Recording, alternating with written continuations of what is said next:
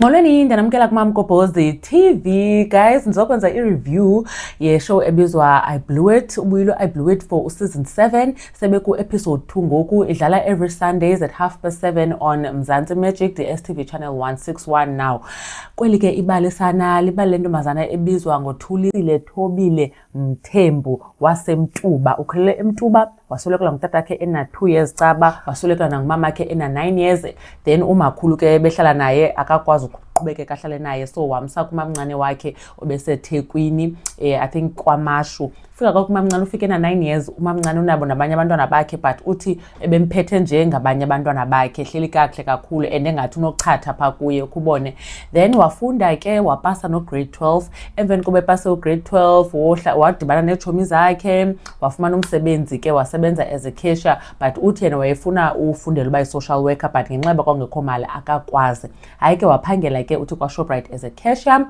Uthi ke wathi ngo-2016 egoduka ebheke eMtuba ekhwela iteksi, then wafumana ingozi yemoto.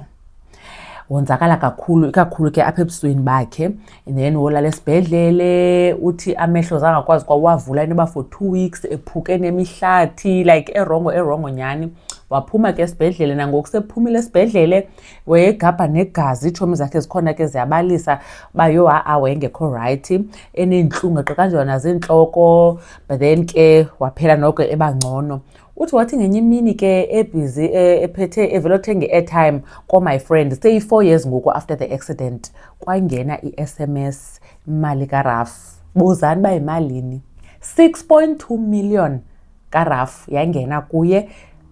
Immediately into eqala yenzileyo kufowunela itshomi yakhe, wathi tshomi nantsi 6.2 million ingena. Uthi the very next day wahamba wabheka eThekwini, wafika warenta iflat nge-5,000. Phofu le flat uthi akahlali kuyo qha wenzela indawo azawukwazi umane efikela kuyo, cause uyajujuma mosiyonwaba, but ufuna nendawo mane ayazi uba unendawo yakhe. Nyani ke itshomi babesedibana nazo, bonwaba kwangoko nangoko, bebheka kwii-clubs, bespenda oma-30k, bebheka koma-Cape Town, babhukishe ii-hotels the whole weekend. Babheke eCape Town bohlala iveki yonke, kubhatalwa ihotel, kubhatalwa ukutya, kubhatalwa utywala, kuyonwatywa eziklabhini nakuloo Cape Town. Ziyabekwa ke mos imali phaa ku-I Blew It, zimali ezinkulu guys, ezoma-45k. Hayi ke itshomi ke sana babheke nakoma-Joburg, babheke koma-Sandton eziklabhini. Bafike amadoda sana ehleli phana, athi amadoda anohlala apha sanithengela utywala, bathi nawuthengelwa sithi utywala, bathenga iibhotile eziduru. Uthi ezinye sana ii-Blue Label ndizithenge, but andizazi noba zitheyista njani. Hayi ke sana emveni koko waba nayo ne-boyfriend anayo. Boyfriend yakhe espoiler naye ayithengela impahla. Emva koko waphela eba nesithembu sama-boyfriend, enama-boyfriend ayi-4. So itshomi zatsho ke shem, bewathanda abafana ngoku benemali.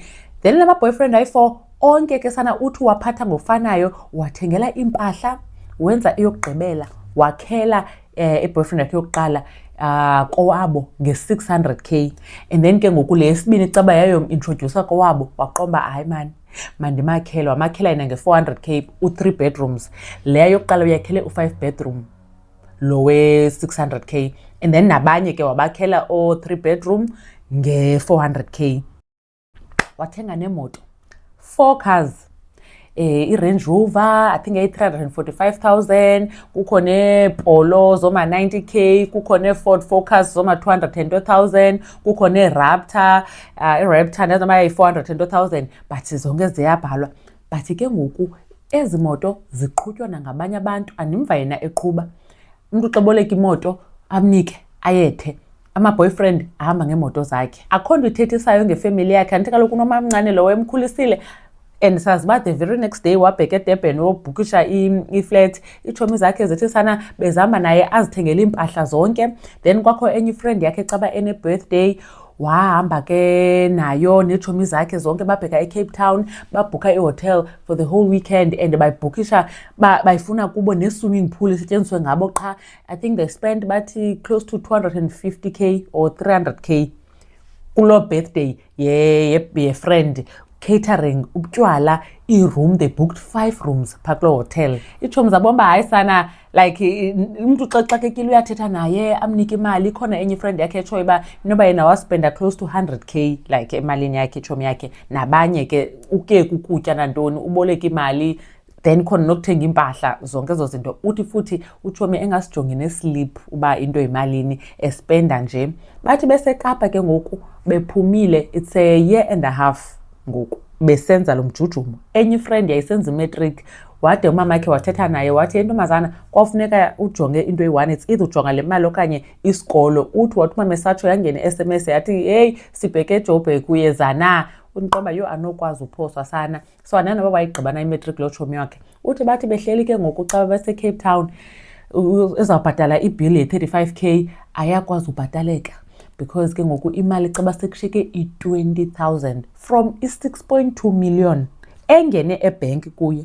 Wazulisa kwitshomi wathi hayi zitshomi ekhona i-emergency ekhoyo masambeni. Bazukwazi uqhubeka behlala kaloku imali.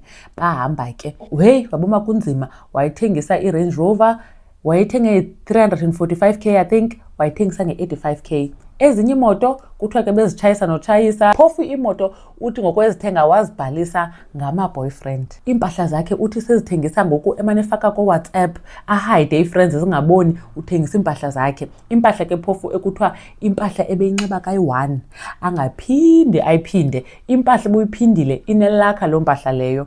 So kwaphela imali, akanayo nebhizinesi anayo, akanandlu azithengele yona, akanandlu azakhele yona. Andazi la Range Rover yona ke uba wakwazi uyithengisa njani, mhlawumbi yiyo ke awayithenga igama layo, but ezinye wayezithenga zisemagameni ama-boyfriend. Yaphela imali, nyamalaliyana ama-boyfriend ebemdla imali yakhe naye. And then uthi ke ngoku omnye wabafana lo we-4 wamxelela uba wethu ke sisi besazana thina. Lo wokuqala i-boyfriend yakho yaye yasixelela ibithandana nawe, so masize kukho imali. So wangena nowesibini bangenisana bazi-friends aba bafana, so bebemqhwitha imali yakhe bonke. Yabo, so uzoyiva sekusegqibeleni ke kuloo nto leyo. Uthi naye akayazi uba yenzeke njani yonke le nto, ucinga uba abafana bamtyela umthi. Nanko ke ngoku ufuna ubuyela kowabo, akenzanga next. And ke ukuxaba unomntana oyikokomncinci ebemshiye ngasemva, laa mntana wamgqibelisa ngokuya kwakungene imali wahamba. Zange baphinde ajonge emva, zangathumela imali, zangenze next, zangarenovate, akho nto wayenzayo. So wathi xa buyelayo ke wathi umamncane wakhe, anti wakhe ba ntombazana buyela apho uvela khona, uhleli ungenabazali kakade, so continue uziphilele, andisafuni into idibaniselene nawe. So ngoku kuthiwa useJoburg uthengisa amagwinya, wenza neentloko zabantu, yaphela imali. Apha ama-boyfriend ziphi iitshomi zikhona nazo ziyabalisa. Ikhona ke enye etshoyo uba hey besizama umthethisa uba mfondini khawuzame mani like wenze ibhizinesi ngale mali, engafuni nova. And ke yazi umntu onemali kumanyelwa yena. Ukhona kuqaba lo itshomi yakhe bemhlalele mane esithi mfondini imali suyitya kangaka, hey khawuzama useva, khawuzama uthi bengafuni nomva. Ngoku imali seyiphelele ke ngoku uyabuya uyatsho uba kodwa tshomi wawutshilo but ke andamamela. So ke sana litsho ibali likaThobile wakwaMthembu owanika imali yakhe amadoda wawakhela, wathengela imoto, wayitya yonke neetshomi behla besenyuka. Uthi sana sasisithi South Africa like siyiphethe, uthi babefila like bangoJesu, even uGod himself yayingathi bahamba phezu kwakhe the time benala mali. Anyways, enkosi kakhulu bethu ngothi nibukele le video. Khanikhe nitsho ke uba niyafuna uba ndiyenze ezinye ii-reviews zika-I Blew It, because ukhona episode 1 naye bendimbukele, naye ngumfana zange ayenzele next ifamily yakhe. I think ndizakwenza lo review if niyonwabele lena. Nanibona kwivideo elandelayo. Bye.